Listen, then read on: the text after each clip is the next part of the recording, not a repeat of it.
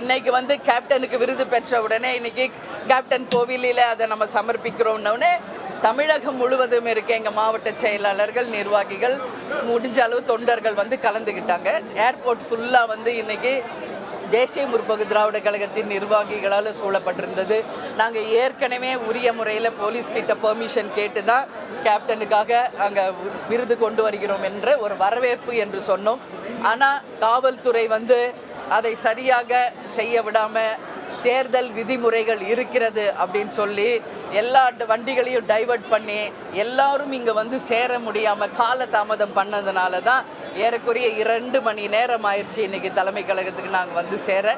அது மட்டும் இல்லை, வழிநெடுக்க ஒரு மிகப்பெரிய தேசிய முற்போக்கு திராவிட கழகத்தின் தொண்டர்களுடைய வரவேற்பும் அதே காவல்துறை கொஞ்சம் கோஆப்ரேட் பண்ணியிருந்தா இன்னும் நாங்கள் 1 மணி நேரத்துக்கு முன்னாடியே வந்திருப்போம். ஆனால் அவங்க வந்து வாகனங்களை அனுமதிக்கலை, எங்கள் தொண்டர்களை அனுமதிக்கலை. அதனால தான் இந்த காலதாமதம். ஆனால் நிச்சயமாக நாங்கள் என்றைக்குமே சட்டம் ஒழுங்குக்கு கட்டுப்பட்டவங்க தான். காவல்துறையிடம் முறைப்படி அனுமதி பெற்று தான் இன்றைக்கி வரவேற்பு நாங்கள் நடத்தியிருக்கோம். ஆனாலும் அந்த காவல்துறை எங்களுக்கு உரிய ஒரு சப்போர்ட் பண்ணலை இன்றைக்கி. அதனால தான் இந்த காலதாமதம். எனவே காலதாமதத்திற்கு நாங்கள் எங்களுடைய மன்னிப்புகளை இந்த நேரத்தில் கேட்டுக்கிறோம். எனவே உங்கள் அனைவருக்குமே இன்றைக்கி உணவு ரெடியாக இருக்குது. அனைத்து பத்திரிகை நண்பர்களும் நிர்வாகிகளும் தொண்டர்களும் கேப்டன் கோவிலில் போய் சாமி பார்த்துட்டு நீங்கள் எல்லாரும் வந்து உணவு அருந்த வேண்டும் என்று கேட்டுக்கிறேன். அவர் வாங்கின அந்த பத்மபூஷன் விருது, அந்த மெடல், புக்கு எல்லாமே கேப்டன் கோவிலில் அவர்கிட்ட நான் சமர்ப்பிச்சிருக்கேன். நீங்கள் எல்லாரும் போய் அதை புகைப்படமாகவும் வீடியோவும் எடுத்துக்கொள்ளலாம் அப்படின்னு உங்ககிட்ட சொல்லி நீங்கள் வேறு எதுவும் கேட்கணுனாலும் கேளுங்க.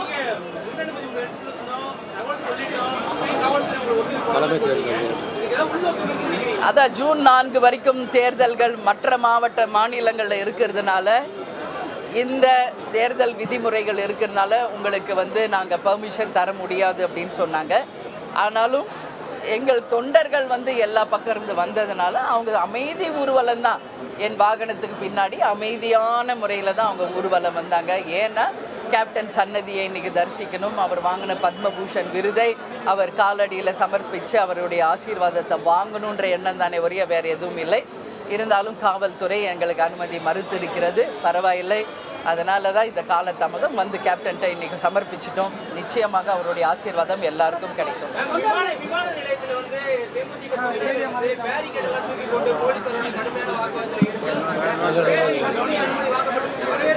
ஆமாம், முன்னாடியே நம்ம அனுமதி வாங்கினோம். பட்டு ஆமாம் வரவேற்புன்னு சொல்லி நம்ம அனுமதி வாங்கியிருக்கோம். பட் ஹெவி க்ரௌடு வரும்போது இந்த மாதிரி சில விஷயங்கள் நடக்கிறது சகஜம்தான். ஆனால் எங்கள் தொண்டர்கள் என்றைக்குமே இராணுவ கட்டுப்பாட்டுக்கு இணையானவர்கள்.